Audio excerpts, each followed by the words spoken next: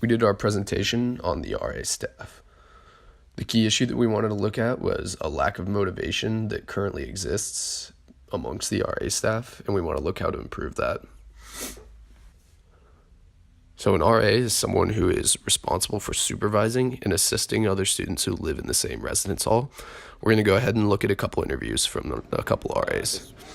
What RAs are used for is mainly to look after residents, make the space safe for them, I guess in some ways educate them, and I wouldn't say that is necessarily observed in a measurable way, but what is observed is attendance at different meetings or ability to make difference, like bulletin boards or things like that leadership sees. So we want to look at what is motivation. Motivation is the psychological force that turns effort into action. There are two sources of motivation, the first being extrinsic motivation, which are rewards from the organization. The next one being intrinsic motivation, which comes from the nature of the work.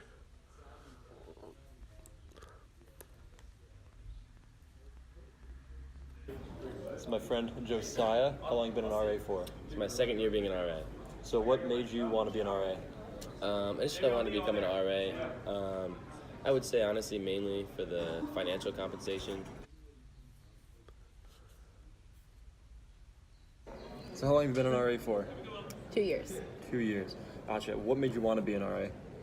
My freshman year RA was pretty terrible. Okay. And she was a bad person. She was very mean. And so I wanted to not be mean and be an RA. And then I also helped her plan a bunch of events because she was terrible. And I enjoyed doing that. And so I wanted to do it for myself.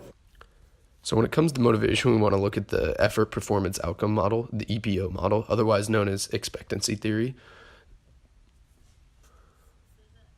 There's an RA award at the end of the year called the Keith Sean Smith Award, and all the RAs go to the little ceremony, and then some people remember it the next year if you have it, and I guess that's like something that I would think about. Right. So the first thing we want to look at is the link from E to P, which raises the question, if I put forth the effort, will I succeed? So if you were to do the extra effort, Right. do you think you could perform at the level of that reward that's in place? I think the amount of effort it takes to achieve that reward of, at the end of the day, just keeping your job, being rehired, whatever your goal is in that as an RA, I think it's pretty low. Right. Gotcha. Do you think that if you put forth the effort, you could achieve the level of performance required to get that Keith Sean Smith Award? Yes, You think you could? Gotcha. but I am not willing to do that. Right. The next link we want to look at is the P to O link. This raises the question, if I perform, will I get rewarded? Do you think if you did put forth the effort, you would probably get the reward? Not probably, maybe. Maybe. But so the extra effort you put in, really, no one that can give you a reward can see that. And it kind of sounds like you're saying even if you did put forth the effort to go above and beyond, unless you were sort of like seen by one or two important people, it wouldn't actually matter. Exactly. Yep. Okay. The last link we want to look at is the O, which raises the question, do I value the outcome? Do you value that reward as it compares to the level of effort you have to put forth to No. get it? Like, is it equal? Is it equal Yeah, payout? the equal No. payout. How much effort extra do you think it requires? Like 3 times.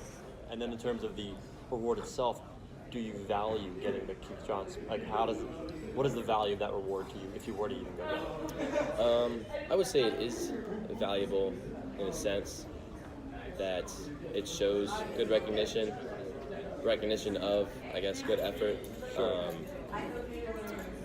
But at the end of the day, I would say it's just a nice thing to get, but it's not really representative of the work you've put in. Right. I would say it's a little indicative at some times.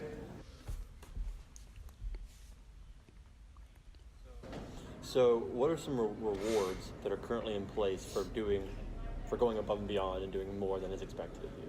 So there's really honestly just a couple of awards, like the Keith Sean Smith Award, or like the Leadership or Customer Service Award, which is only given to like one or two people based off of what other people think, um, which I think doesn't make a lot of sense because what it comes down to basically is just how a couple people see you, and then if they convey that to people up the leadership ladder. So if a couple people say something about someone that like does one or two good things but doesn't really try hard, then they can be rewarded. But if someone consistently puts in a lot of work, is doing things behind the scenes with their residents, putting in the extra effort to try to make things as best as it possibly can be, then really the only positive feedback they get is you can keep your job. So when we look at our recommendations for how the RA staff could fix this lack of motivation, we want to remember that all three elements of the EPO model must be satisfied in order for them to be motivated. So the first step that we would suggest is to fix the E to P link by creating more achievable rewards. This can be done through bonus compensation, offering citizenship awards, publicizing the impact of a specific RA, or creating a competition where staff can Do you know what the compete with each criteria other. is, like how they decide? Any insight on that? No, I don't actually. Right. Do you think anybody does? I guess Right.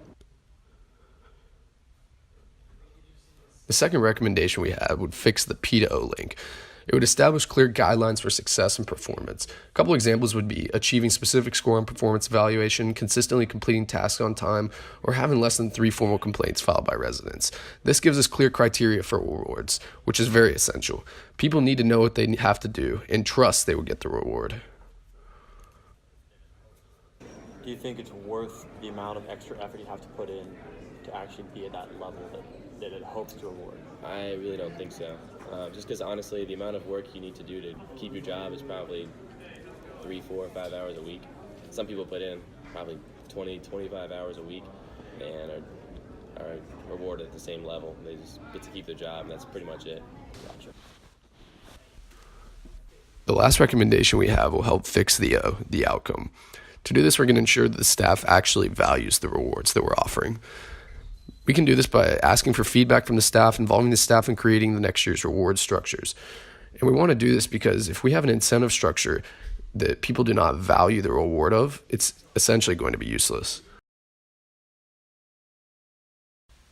In conclusion, what we want to do to have the strongest form of motivation is create something that's achievable, specific, and valuable. That way we have all three links of the expectancy theory, the E to P, the P to O, and the O. It's very important that the RAs value all three of the links.